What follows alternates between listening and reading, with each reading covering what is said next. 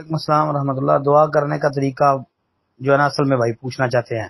محترم، اس کا بہترین طریقہ دعا کا یہ ہے کہ سب سے پہلے اللہ کی تعریف کرو، اللہ کی حمد و ثنا کرو،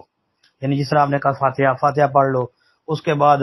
جو ہے اللہ لا الہ الا هو الحی القیوم چاہے اتنا پڑھ لو، پھر اس کے بعد وَإِلَٰهُكُمْ إِلَٰهٌ وَاحِدٌ لَا إِلَٰهَ إِلَّا هُوَ الرَّحْمَٰنُ الرَّحِيمُ وَأَنَتِ الْوُجُوهُ لِلْحَيِّ الْقَيُّومِ۔ پھر اسی طرح جو ہے اللہ کی تعریف جو ہے وہ آپ کریں جتنی کر سکتے ہیں جی،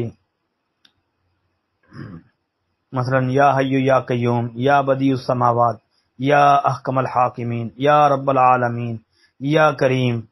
یا رحمان، یعنی اس طرح اللہ رب العالمین کو پکاریں، اللہ تعالیٰ کی حمد و ثنا خوب بیان کرے، پھر اس کے بعد رسول اللہ صلی اللہ علیہ وسلم پر درود پڑھے، پھر اس کے بعد جو آپ کو مانگنا ہے اللہ تعالیٰ سے وہ مانگے، پھر آپ کا وقت ہے، پھر دعائیں مانگے خوب، پھر خوب دعائیں مانگے۔ اب دیکھیں نا اس کی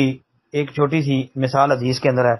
کہ ایک آدمی نے نماز پڑھی اور نماز کے اندر اس نے جو ہے نہ اللہ کی تعریف بیان کی نہ نبی علیہ السلام پر درود پڑھا، تو آپ علیہ الصلوۃ والسلام نے کیا کہا تھا؟ جلت ایھا المصلی، کہ اے نمازی تو نے جلدی کی ہے، مطلب لم یحمد اللہ ولم یصلی، کیا مطلب کہ نہ تو نے اللہ کی حمد بیان کی ہے نہ نبی علیہ السلام پر درود پڑھا ہے۔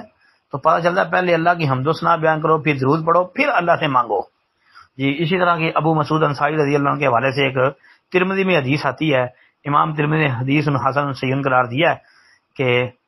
جس میں یہ ہے کہ انہوں نے نماز پڑھی، تشہد کے اندر انہوں نے اللہ کی حمد و ثنا، پھر نبی علیہ السلام پر درود، پھر جو ہے دعا، تو اللہ کے رسول نے کیا کہا تھا؟ سل تؤتا سل تؤتا، اب تو سوال کر